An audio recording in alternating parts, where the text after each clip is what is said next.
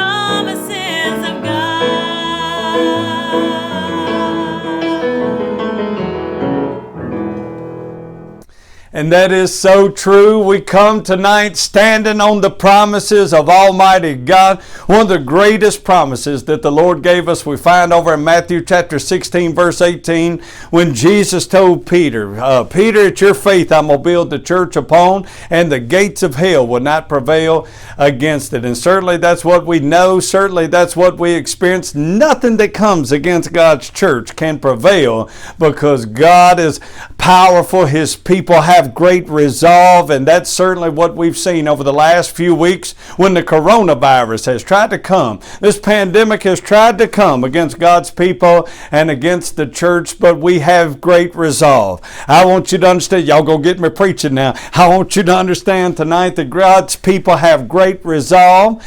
Grace Baptist Church has great resolve. Grace Baptist is strong, has been strong through this pandemic, is strong now, and I promise you will be strong on the other side of this pandemic. And that's why I'm so thankful tonight to come and just get before you and to help you understand what that strength and resolve has led us to in terms of being able to redeploy and get back into a sense of normalcy. Let me talk about that sense of normalcy, because some of you have been wondering, well, we sang the song Standing on the Promises, but some of you are wondering, why in the world is Brother Steve standing behind the chair? And all the other pastoral addresses, he's been sitting in the chair and just feeding us this information.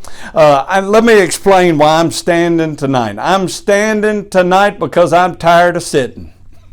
Now come on, I'm standing tonight because I'm tired of sitting. I know, and I know in a sense you are too, and I mean that figuratively, because the last few weeks has just taken us out of a normal routine, and you know it's not normal for your pastor to be seated.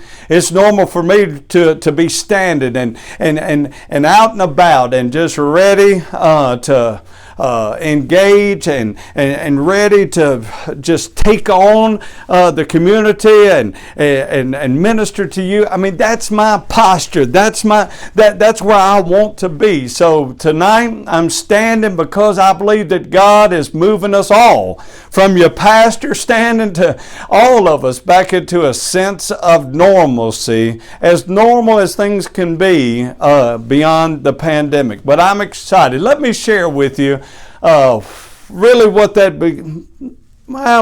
looks like in terms of a sense of normalcy for Grace Baptist Church. Tonight I bring to you the 2020 COVID-19 pandemic redeployment plan. Now write that down. No, you don't have to write it down. I'm just going to tell you what it means. So, as far as our redeployment at Grace Baptist Church, I'm excited to tell you tonight that we're coming back to church. That's one sense of normalcy that we'll experience here very soon. We're coming back to church. And you might say, well, when are we coming back to church? Well, one, we've never really left church because God has given us a great provision of drive-in church. And it's been fun, it's been exciting, and it's been effective. Many people have given their lives to Jesus through drive-in church. We've exposed the gospel to thousands upon thousands of people, and people are responding. So we're grateful for that venue. All right, and let me just say, for the next 2 weeks, we're going to continue that venue.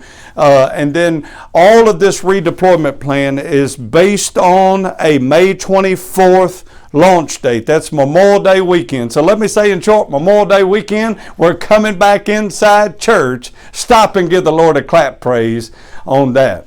So May 24th. So what that means, May 10th, this Sunday, May 17th, we will continue to have drive-in church. This Sunday, it saddens me a little bit because this Sunday's Mother's Day, May 10th, and we're not back in a normal routine yet. That means we won't really be able to do much for our mothers. Let me go ahead and tell you in advance, moms, we love you and thank you for what you do. And normally we'd like to give you something on Mother's Day, and we may just do that on Father's Day and have Parents' Day. I don't know. We got some great things in store this summer. I don't know exactly what we'll do, but things won't be quite as normal for Mother's Day at Grace Baptist Church as they usually are, but we're still going to have a great day of worship. I've not decided yet if I'm going to preach a Mother's Day message or not, because while we have the attention of the world, I want to make sure that we hone in on the gospel. So whatever the Lord leads in that, I want you to know, mamas, we love you. Thank you for giving birth to us, and thank you for taking care of us all of these years. May God always bless you. So, May 10th, May 17th, everything remains the same. You'll go to Sunday school at 8 o'clock. We'll do drive-in church on the main campus, on the parking lot of the main campus. And then you'll have also 11:30 opportunity to view Greenbrier service online. So that stays the same for the next 2 Sundays. But then Memorial Day weekend comes, and it's going to be a special weekend because starting on May 24th, we're going to offer you 3 worship opportunities at Grace Baptist as a whole. All right? So let me begin with the first worship opportunity, and that's going to be at 8 o'clock on Sunday mornings, beginning Memorial Day weekend on Sunday, May 24th. 8 o'clock in the morning, we'll have an in-house worship service. And when I talk about in-house, what that means is we'll actually be inside the church, and we'll be inside the sanctuary and using other parts of the building, but an in-house service will be actually inside. So we're going to offer an 8 o'clock in-house worship experience, worship service. So an opportunity for you to come at 8 o'clock. And then we're going to have a 10 o'clock service, but it's going to be much like you're experiencing now with drive-in. We're going to continue drive-in in the first phase. What I'm talking about today or tonight right now is phase 1 of this redeployment plan. So we'll continue through phase 1 of this to house a 10 o'clock drive-in service. And as I've already talked about, drive-in has been effective, and it's been a great opportunity to reach some folks, and it's been great fun. So we're going to continue that. The format of that will be the same. Once we get out of the in-house worship service, our building will be locked, so come prepared for that. You won't be able to enter and come in and out of the building. But I'll talk about some particulars of drive-in and how it may be a good option for you even early on in phase 1. All right, the third worship experience, the third worship service will be at 11:30. It'll be an in-house worship service, and it will be at the Greenbrier campus. So again, 8 o'clock in-house worship, 10 o'clock drive-in worship, and 11:30 in-house worship over at the Greenbrier campus. Now let me tell you what's a little bit different and how it's going to affect you as far as coming to church. Obviously, until things loosen up just a little bit, we've got some guidelines and some protocols that we have to meet. So this is where things change coming into the in-house worship service, okay? Obviously, we're going to practice social distancing, and in that, we also have some guidelines that we want to adhere to that's been given out by the governor's office in terms of 50% capacity. So in order to stay within those guidelines, we got to know how many people are coming to church. So for all of our in-house worship services, whether it be at 8 o'clock at the main campus or 11:30 at the Greenbrier campus, you'll have to make reservations for those. Now, we're going to make it real easy for you to do. You've been receiving a lot of correspondence over the last 7 weeks via electronic means, not only through social media, but through text message and also email if we have your email address. And we're going to do like we've done for Zoom Sunday school, and we're going to send you the links to make your reservation. So we're going to make it very simple for you. But the bottom line is this: in order to come to an in-house worship service, you'll have to have a ticket. And we'll make it easy for you to get a ticket. As a matter of fact, we'll help you here at the office. You'll be able to call the office if you just can't make that reservation on your own, and we'll make it for you and mail you a ticket.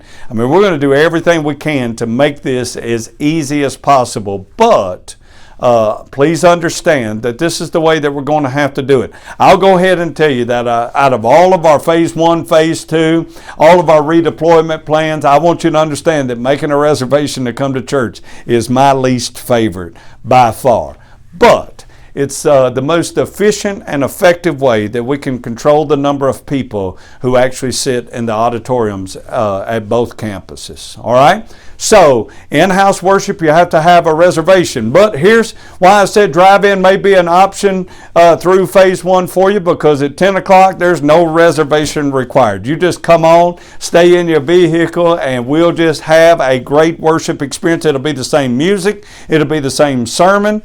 It'll be the same preacher. So, I mean, it's going to be a great format for you if you're uncomfortable trying to figure out reservations at first. All right. Now, drive in at 10 o'clock, no reservations, and there's no, it's unlimited number of people can come. As long as we got a parking space for you, pull in that thing, and we'll just worship together. So this is phase 1. We'll start on Sunday morning, 8 o'clock, 10 o'clock, 11:30, and those experiences of worship. You might say, okay, well, Pastor, if we're going to do that format, what about Sunday school? Well, that brings me to phase 2. I want you to understand that for the next 2 Sundays, we'll continue virtual Sunday school, just like we are, virtual Sunday school at 8 o'clock on Sunday morning. Beginning Memorial Day, okay, and post-Memorial Day during phase 1, Memorial Day weekend, May 24th, that Sunday, Sunday school will not happen on Sunday morning. At that point, Sunday school will move to Wednesday nights. Now, hang on with me right here so that I can walk through this and you get a clear picture. So Sunday morning will be worship only, and then Wednesday, May 27th, Sunday school moves to Wednesday night. Now at first, during phase 1, Sunday school will remain virtual. It just won't be on Sunday morning. It will be on Wednesday night, beginning at 6 o'clock. You'll meet with your Sunday school class via Zoom, and just like we've been doing thus far. Children's message will be posted. Youth will meet the same way. College will meet the same way. Young adults, medium adults, it'll all work the same way. Now, senior adults have a special provision, and they already know that provision. Brother Bob's communicated that well. So I'm just talking to these other divisions other than senior adults. But you'll begin to meet via Zoom virtual on Wednesday nights. Okay? You say, well, how long are we going to do that? Well, that brings me to phase 2. All right? Here's what happens. On June 24th, so May 24th, phase 1 happens. June 24th, phase 2 happens. What changes in phase 2? What differences will there be? Well, the first difference, Sunday morning, more than likely, we've not made a definite decision on this, but more than likely Sunday morning, the 10 o'clock drive-in church will move in-house. All right, we believe it may be too warm to continue drive-in church, and so we're going to move everything in-house beginning June 24th, phase 2. But that's the only thing that will change on Sunday morning. Of course, reservations will still be required, all of the same protocol, even when we move the 10 o'clock service inside. So Sunday morning predominantly stays the same except for drive-in church. But phase 2, Sunday school, this is where it gets exciting, all right? You'll be meeting virtually via Zoom from May 24th on Wednesday night, from May 24th, really the 27th, because phase 1 begins on the 24th.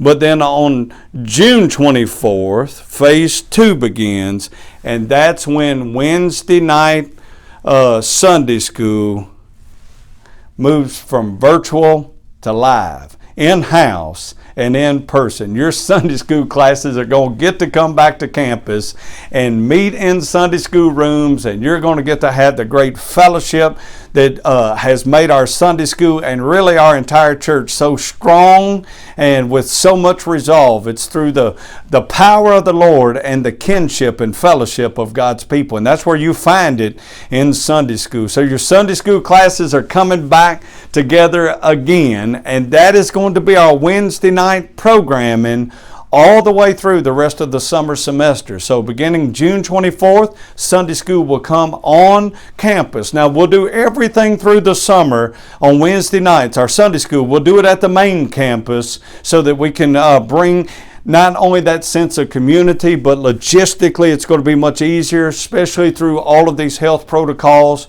So we'll meet. We've got a room for everybody. Brother Michael's got a great youth program in store, great college program in store. Our children will meet for Sunday school. So it's going to be great excitement even to have Sunday school on Wednesday night. So that's phase 2 of our redeployment plan. You say, well, what's phase 3? Well, we've not quite got there yet, but we do know that phase 3 will begin the first Sunday in August. And hopefully things will move to an even more normal or back to normal format for the fall semester. But more to come on that.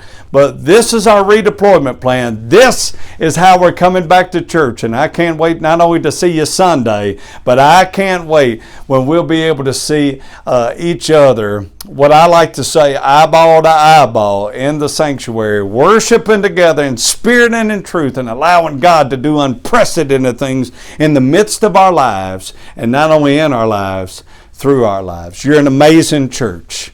Thank you for being so strong.